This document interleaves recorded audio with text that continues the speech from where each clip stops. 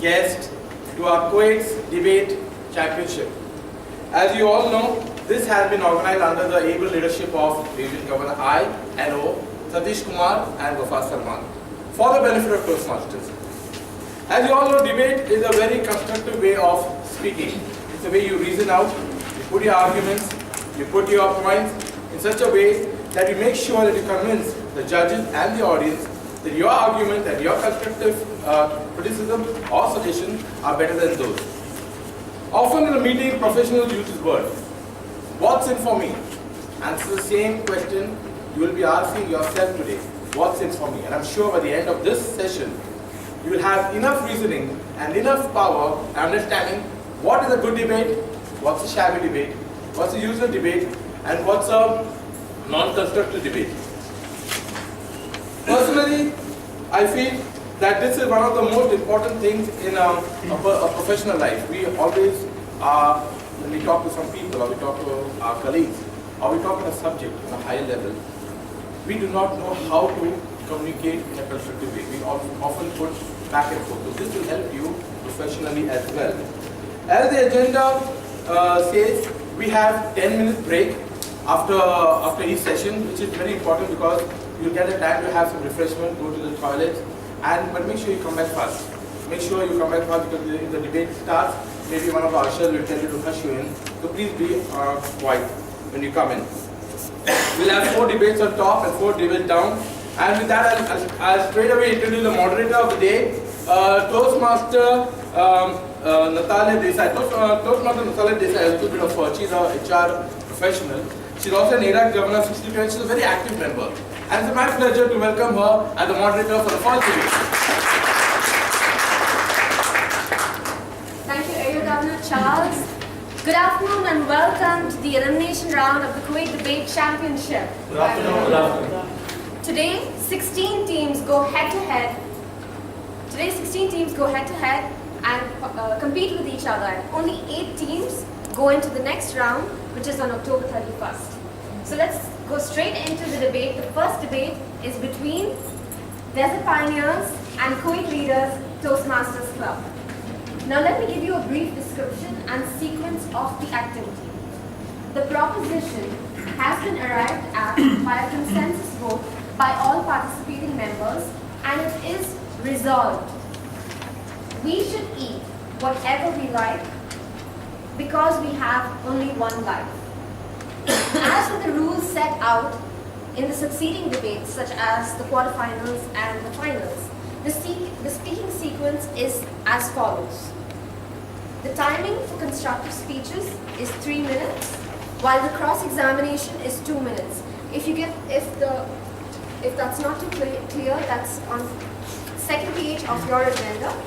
This is for the judges and the contestants to note. Now, judges, please note, this is the sequence for the debaters. Debaters, please stand and be recognized as I call your names. The captain of the affirmative team is Toastmaster Sabiha Bilgrami.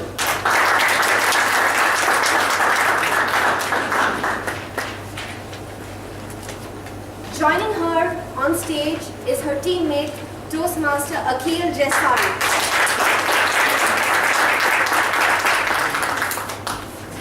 Now the captain of the negative team will be Toastmaster Krish Prabhakar from Desert Pioneers.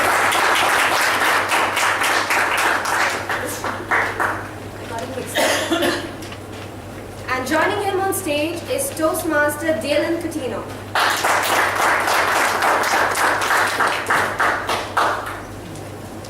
These are going to be your debaters for today's debate, and this is going to be your speaking area. Debaters, please note that during your constructive speeches, you can be here and address the audience and address your teammates, And during the cross-examination, each of you stands at a certain point on the stage here. So this is your area. Now, terms used in the proposition were defined and agreed by the debaters during one of their briefings prior to today's debate. All debaters will be allowed only a pen and paper during the debate, no electronic devices to be used. Debaters were briefed on the proper code of conduct. The timing rules are as follows. The bell will ring at 30 seconds before your assigned time and then will ring continuously. So at 30 seconds, I'm going to do just that. And that's a warning signal. You have 30 seconds more to wrap up your constructive speech and your cross-examination. At the assigned time, I'm going to go this. And that's when you have to end your speech. That's the timing rules. And any protests are to be addressed to our Chief Judge, who is DTM Anil Lobo. Let's give him a hand. So this is it. Let the presentation of the arguments begin. May I call upon the captain of the affirmative team, Toastmaster Sabiha Bilgrami.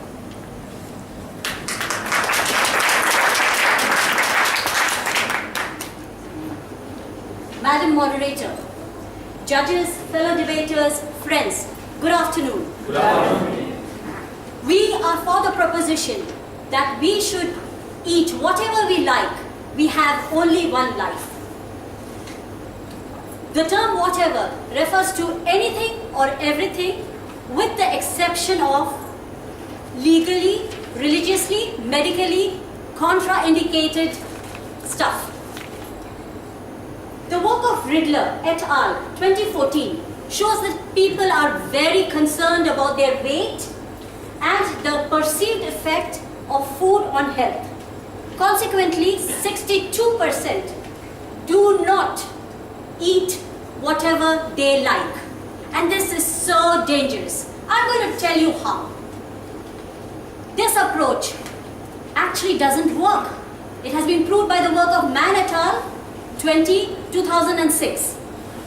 At times, this approach leads to higher weight, proved by Lowe et al. 2007. What's more, at times this approach can lead to adverse health effects. It has been proved by Olson in 2000.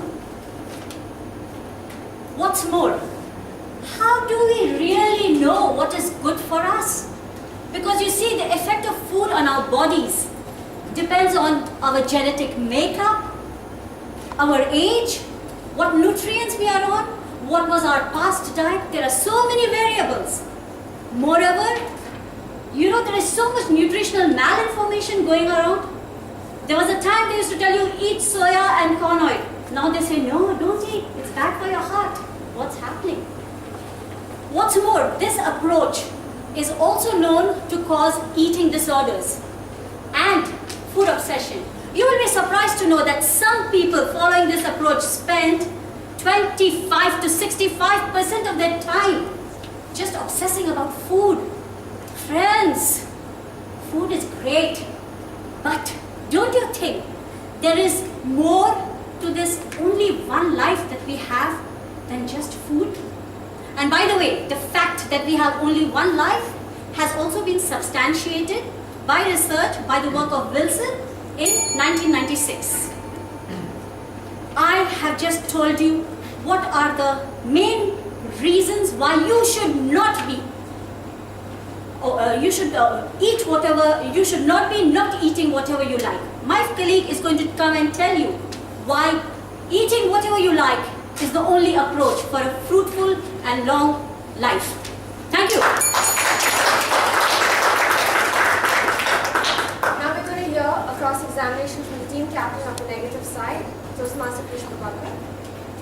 Toastmaster Sabiha, if you could just take a place on stage. You have the floor.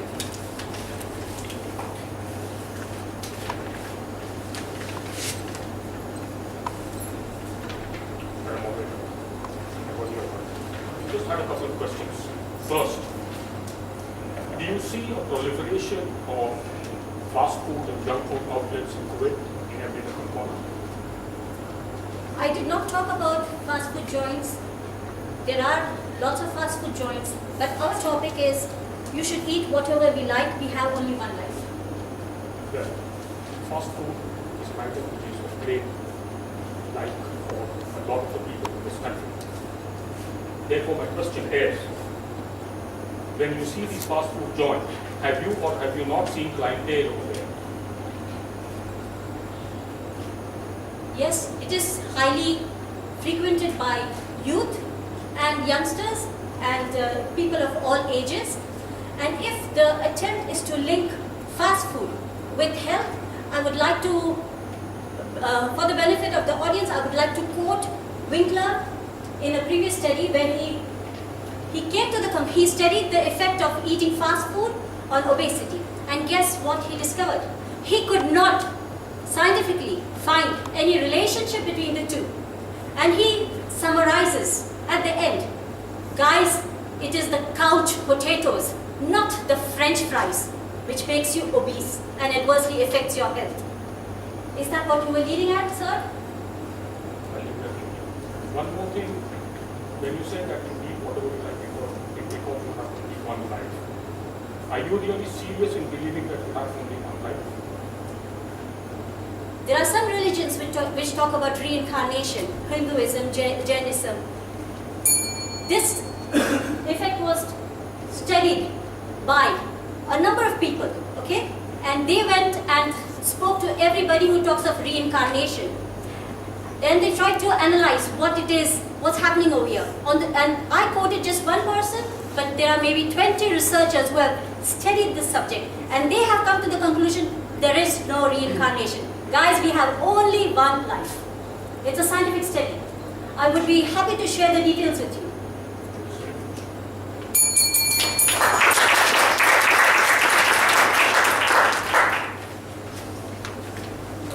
Madam Moderator, and worthy opponents, ladies and gentlemen, I've heard a very nice exposition of the proposition in favor, and I beg to differ in terms of the approach.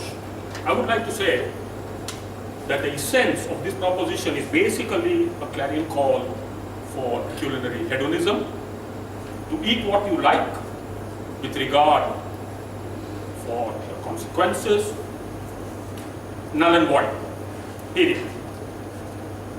Our approach is going to be a clarion call for enlightened moderation in diet. Now let me tell you, if you walk around the place, you will find that fast food and junk food joints have proliferated phenomenally. And what is of concern is that the clientele who frequent these establishments are the younger generation. And more than that, ladies and gentlemen, this has a very macabre implication. We today are witnessing an obesity pandemic. And let me tell you, I beg to differ with the observation made here, that there is no relationship between junk food and obesity. There is a very high degree of correlation between junk food consumption and obesity, not only among the adults, but among the juveniles as well. A study conducted by the Lancet Journal under Global Burden of Diseases indicates that in the last 33 years, juvenile obesity has increased by 47%, whereas adult obesity has increased by only 28%. This is a very, very sinister trend. Moreover, in the last 35 years, the number of obese people in the world has increased from 857 million to an estimated 2.1 billion as of 2013. The point here is, ladies and gentlemen, that we are creating a situation through a change in the dietary patterns by which people at the younger age groups between 5 to 12 and 12 to 15 onwards are making junk food as a staple diet. They start it with breakfast, carries on through lunch, and it goes through dinner. Health is the least of the considerations when we consider the modern diet pattern. Therefore, ladies and gentlemen, do we really live only once? I don't think so. We have a responsibility for future generations. In reality, we live through our offspring and beyond with a shared and multiplied incidence of misery caused by diabetes, obesity, and what have you. Let us rid ourselves of this self-destructive impulse engendered by the obsession with fast food, as mentioned in the proposition, which is really a death wish. I rest my case.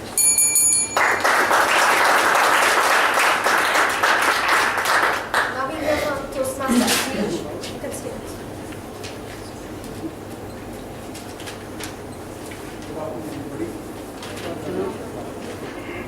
My dear friend, that there was juvenile obesity of 170 million people, right? Can you tell me that of this 857 million people, whether they were healthy or not, is there any application?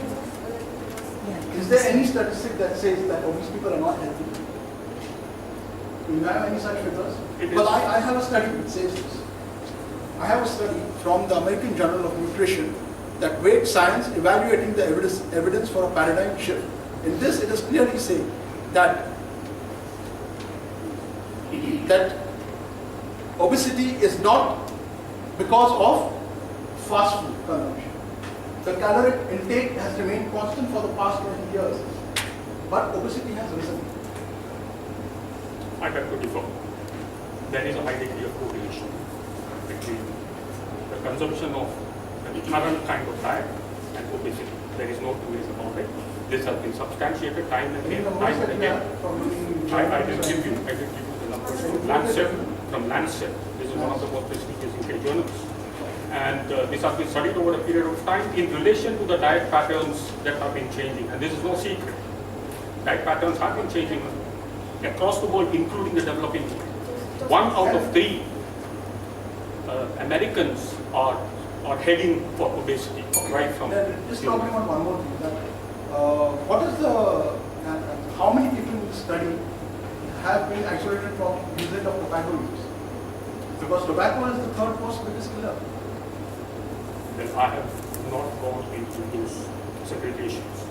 All I'm saying to you is that the So correlation, it's not really conclusive that fast food and obesity certainly are linked. when you're talking about a correlation of 80%, 0.8, that is a high degree of correlation. And if you're talking about coefficients of determination over there, it's not high.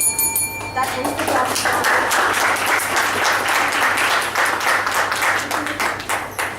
Toastmaster.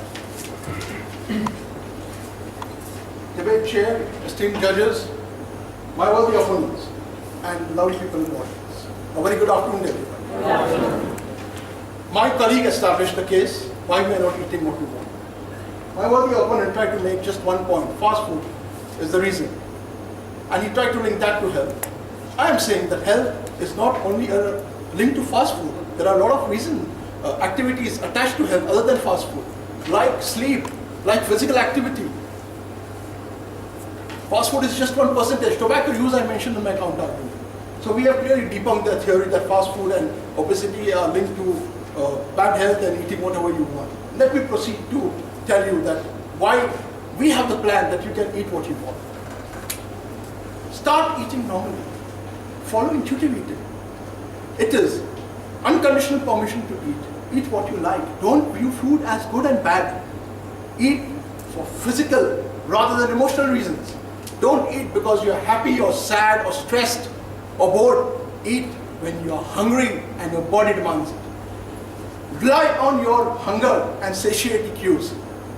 When you're full, stop. Don't overstuff yourself. Enjoy food in moderation. In 2013, a study was conducted on intuitive eaters by the Journal of Counseling and Psychology. And it concluded positively that intuitive eaters had a higher sense of satisfaction with life, a higher self-esteem, and also lower body weight. Second thing we are telling you, variety is the spice of life. In today's age of globalization and immigration, the United Nations report for immigration states there are 45 million people in US who are immigrants, 7 million in Australia, 2 million in Kuwait. With these numbers, there are huge choices for food available. Supermarkets are stacked with produce and ingredients from all over the world. Restaurants offer you a choice of different cuisine to enjoy. So if you want to have Chinese food, go ahead and enjoy. You want to have Italian, who's stopping you? You want to have veg food, it's available. Halal food is available. Satiate your taste buds. Third point that I want to stress on is adopt a physically active lifestyle. The World Health Organization states in their 2013 report that physical inactivity is the 4th largest risk to global mortality. All we need is 2.5 hours of exercise. You don't need to cut out your cravings. You need to start being physically active. In summary, I want to say that if you follow intuitive eating, If you enjoy the foods available, and if you adopt a physically active lifestyle, you can continue to eat whatever you want and enjoy the only one life that you have. Thank you.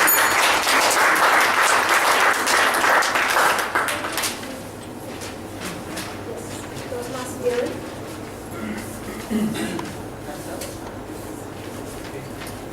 Debate chair, and worthy opponent, Toastmasters and guests, if any. Very good afternoon. My worthy opponent mentioned three points about the topic that we have been given, the motion. And he did mention about intuitive eating, sorry. There was some statistics given about that. Okay. However, how many number of people was that research conducted on? Yeah, it was conducted on 1,400 women and 1,200 men. And which region was this in? This was in America. Only America. Yes. So intuitive eating is practiced only in America. No, it is practiced for. Okay. It is an increasing trend. It's an increasing trend. Do you have proof for that? Yes. The number of studies, for example, the number of studies have increased year on year on intuitive eating. Can you back that by stats? Yes. There are, in 1985, when intuitive eating started, there were about 10 studies, and in 2013, there are about 26 studies. Thank you. The next point. You mentioned about eat for physical reasons, not for emotional reasons. Yeah? Is like an emotion or is it not? What do you define? What is physical? I'm asking you, is like an emotion or not? Yes or no? Is what? Is like an emotion or not? Like. Yeah. It's because in the motion it has mentioned we should eat whatever we like. Is like an emotion or No, not? it's not an emotion. Okay. Next you mentioned. Yes, Okay. sir. Next you mentioned about supermarkets stacked with food. Now is this food healthy or not? Because they are all coming with expiry dates and they are all added with preservatives. Most food that you pick off the shelves in supermarkets. If you find expired food in supermarkets, they are confiscated. Okay, but those foods are not healthy. Yes or no? Whatever has high. It's dubious. It depends how much you are eating what. Fair enough. Okay. Lastly, 2.5 hours of exercise per day around healthy lifestyle. That's what you said, right? But where did you get this 2.5 World hours? Health Organization's report for global fitness and health 2030.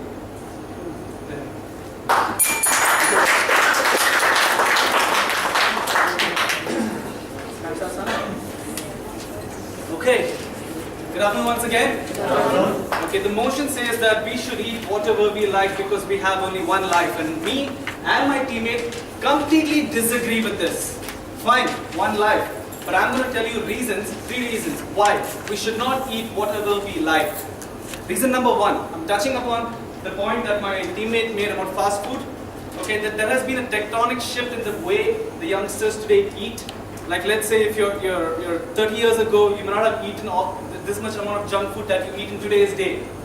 Does this make sense? Because this fast food this global chain of fast food has an immense marketing propaganda. They spend approximately up to 5 million a day on marketing, which is basically targeted at children aged 5 to 12. And this stats is given by Yale Rugg Center for Research in the USA. They have done more research which says that in 2012, 4.6 billion was spent alone on advertising for these fast food chains in the US. Moreover, this fast food culture that we see in day-to-day life, it's not something that just goes by us, it's evident. Each one of us can ask ourselves and see how much is this culture catching up. Now the question I want to put out to you all is this benefiting our current generation? This will be carried forth into the next generation because the law of sowing and reaping, how does it work? What you sow today, the food that you eat today will ultimately affect your health in the long run. So let's say you're a young growing adult, you're eating all sorts of junk, you're bound to get chronic diseases, you're bound to get all sorts of illness based on your eating habits. After all, you are what you eat, right?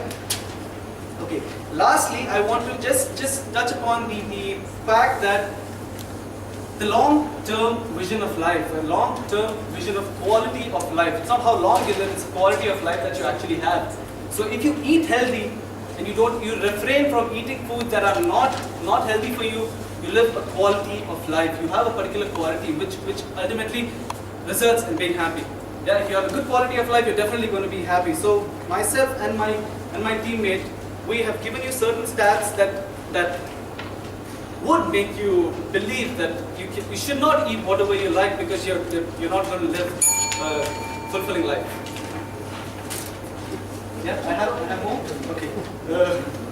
The last thing is this one point that I just missed was the relation between the fast food joints and the health industry. There's a growing connection if you see, because the youngsters or the people who eat junk food know that even if something goes wrong, there is a healthcare or a medical center for obesity or for people who eat too much. Then there is a growing connection, and this health. Basically, I learned from my teammate who's in the health insurance industry that there has been a growing. Thank you.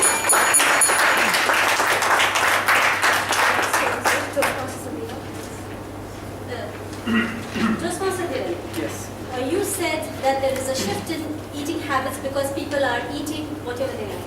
I would like to tell you if you've heard of the research of Madden 2012. Have you? I would like to tell you something about his research. His research shows that if you intuitively or normally eat whatever you like, you will automatically choose a healthier diet. There is no way that you will keep going back to what is termed as junk food. This research is also backed by the work of Hawley et al. 2008 in preventive medicine. Toastmaster Dylan, you spoke about, you gave a lot of stats for fast food industry. I don't want all those stats. We are talking about life and what we eat. And okay, what's the stat got to do with this? Toastmaster Dylan, you also spoke about good quality of life. Quality of life? And whenever I think of quality of life and not eating whatever you like, I am reminded of Princess Diana. Do you know what? You know she had an eating disorder condition? You know what that was? She's dead now, right? Do you know what the condition was? She had an eating disorder, bulimia, anorexia nervosa, and it is horrendous to live through that. And stats have shown that if you don't eat whatever you like, you will end up with eating disorders. Sorry, That's a Mr. horrible quality Sorry, of Do you life. have a question? Yes. Is there a question? Yes, the question is, when there is proof that the quality of life improves, what proof do you have that the quality of life improves by not eating whatever you like?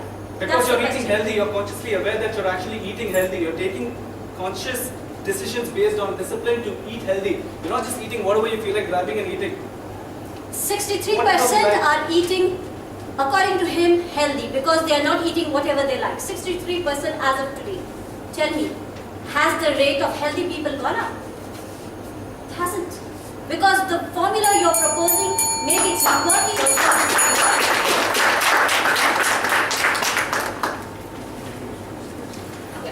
Toastmaster Sabiha will now present her summary speech for everyone. Judges, please note, it's the summary speech of the affirmative captain.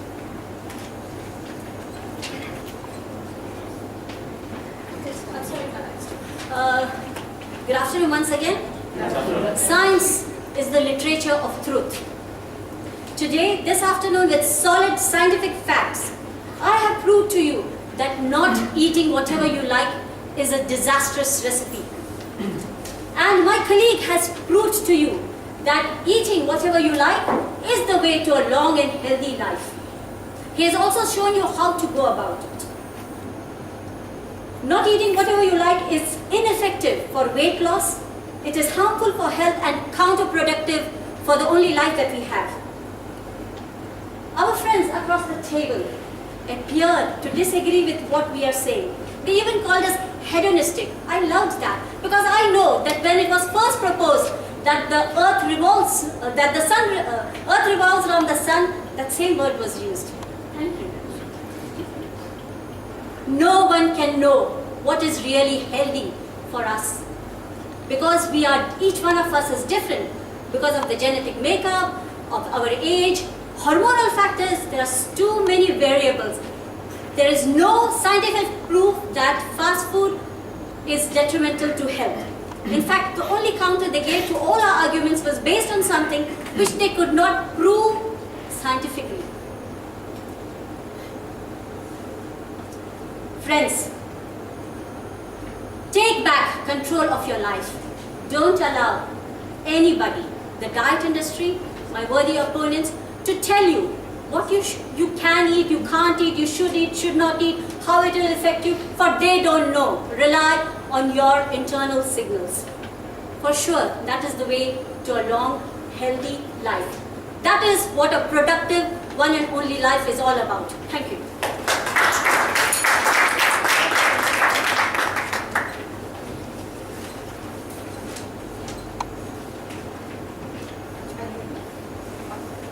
Toastmaster Krish will present his summary speech from the Madam Moderator, to the audience, ladies and gentlemen, we've had a lot of hype on so-called good life with fictitious intuitive eating methods and so on. And also there has been an attempt to denigrate the data that has been put out by a journal like Lancet. And I can tell you one thing, that if the Lancet data is wrong, it's going to create a global tsunami of protests. So the data that we have is actual data, empirically verified, and actual living proofs available. If you go and take a look about the general level of health among the youth, you will realize that what we are saying is an absolutely fundamental truth. Incontrovertible, irrefutable, undeniable. No matter what you may talk about statistics, about intuitive eating and so on and so forth, the fact remains that the junk food industry, as my good friend mentioned here, has taken over the eating industry, has started defining eating patterns, and has created a propaganda in such a way that what you eat in terms of the pizzas and the burgers and the colas is supposed to be good health. And certainly speaking, when you look around the data that you have before you, and when you actually look at anecdotal evidence, which I can quote from my experience in the industry, that is just not happening. As he also mentioned, the health industry is booming because of this. There is a huge vicious circle that has come about between the fast food and the junk food industry and the health industry. So guy goes sick, he has a doctor, and the doctors know how to rip off people. And this vicious circle has translated into an income to the healthcare sector between 850 billion to 946 billion in just 1 year. And it has created a healthcare concern in the United States. Similarly, the health insurance industry in this region, where insurance is an anathema, has grown fourfold in just 10 years' time. And most of the health is focusing on critical illnesses related to diabetes, cholesterol, hyperlipidemia, intolerance to glucose, and so on. And all this has a very strong correlation to the type of food that is ingested. And much of that, my dear friends, is related to the junk food. Because the children between 5 and 15 are really into this, and therefore it is a crisis, it is an absolute monstrous crisis before us, which we should recognize. Thank you very much.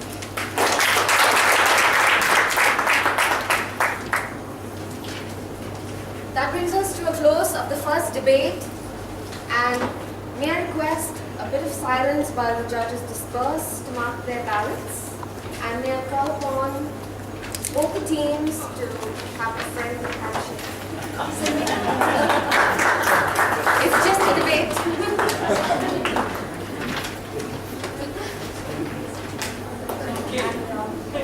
Please stay, because I'd like to distribute participants' certificates. Toastmaster Krish from Bangor. Let's give them a round warm applause.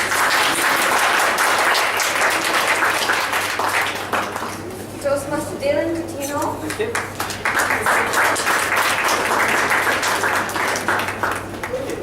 Toastmaster Sabiha Birgrami.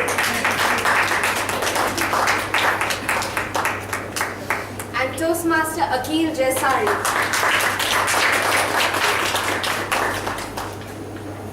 They did a fabulous job.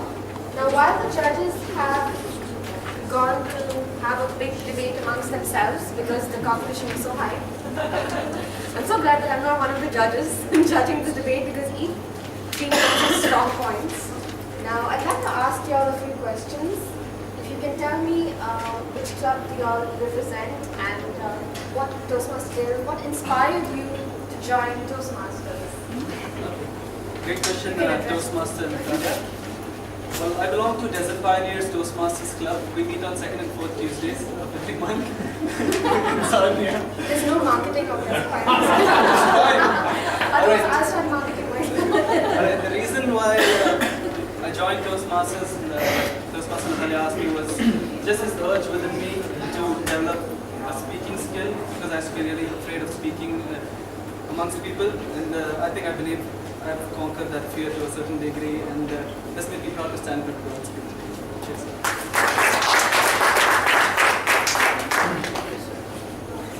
Toastmaster Krish, what brings you to Toastmasters? How did you find us? What prompted you to join It Toastmasters? is such a distant story. It's going back for 15 odd years. Spoken like me. It's such a long time that it's so difficult for me to recollect what inspired me. What inspired me was one of my colleagues in the company at that time where I worked. He was a sensation speaker in Bahrain. And I learned the idea of contest speech or something that really if I can even be half of what this guy is. How long have you been in Toastmasters? To be precise, I joined the club in Dubai in 1999, but I have probably been for 25% of the time because I've been moving around so much. Amazing. Give him a hand.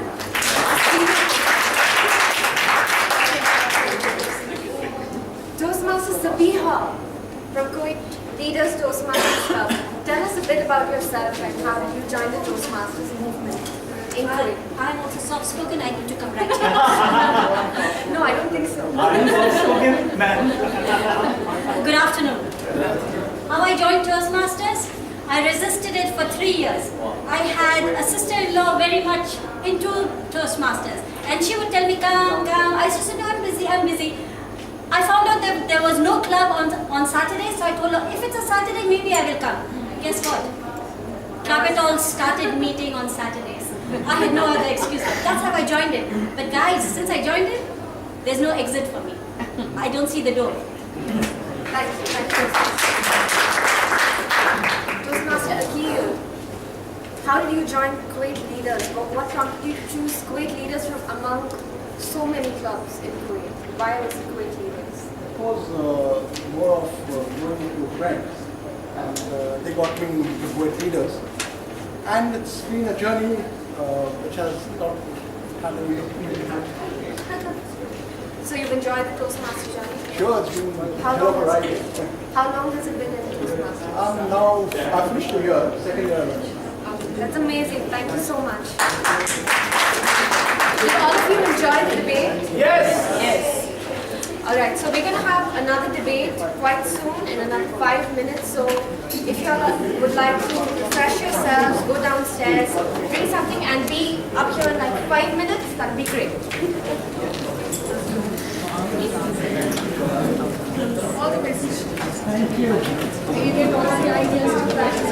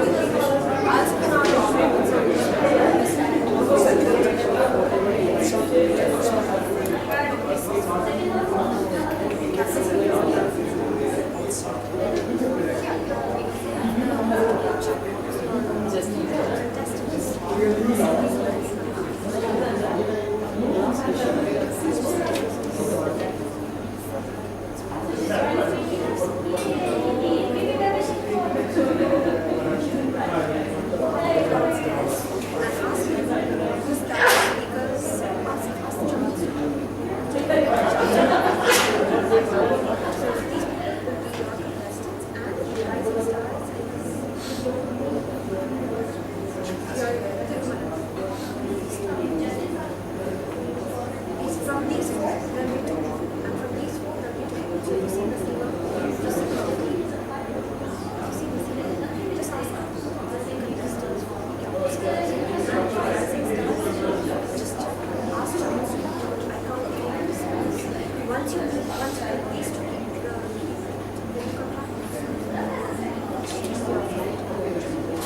Like that, I say, and I'll sit. And with us.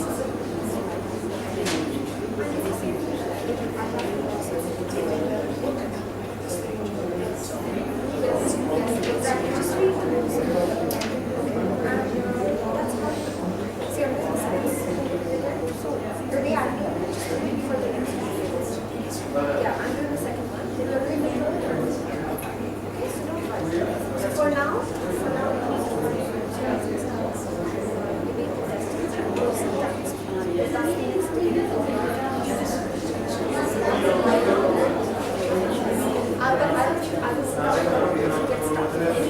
no problem.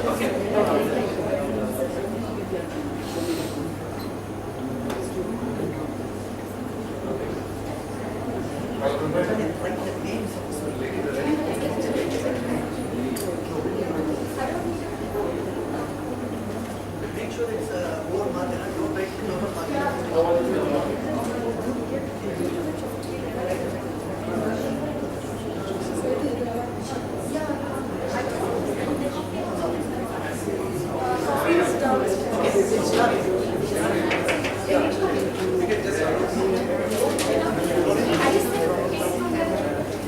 Okay, everyone please take your seat. Starting now. Starting now.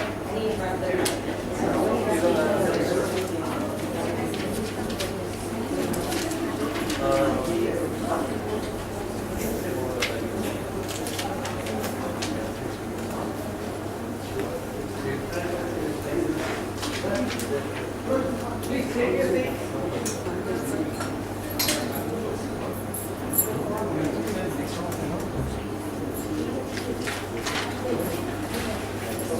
Okay, everybody back to their seats.